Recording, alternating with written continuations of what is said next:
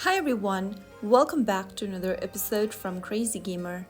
Today in this video we will be learning how to delete items in Pokémon Go. To delete items from your Pokémon Go, go ahead and open up Pokémon Go application on your smartphone and then tap on the Pokéball icon at the bottom center of the screen. Now click on Items tab and then tap the trash can icon right next to the item you'd like to delete. Now select the quantity you want to delete, or you can also go ahead and tap on the plus button to select the maximum number of items and tap on yes to delete the item. Repeat this step for any other items you want to delete.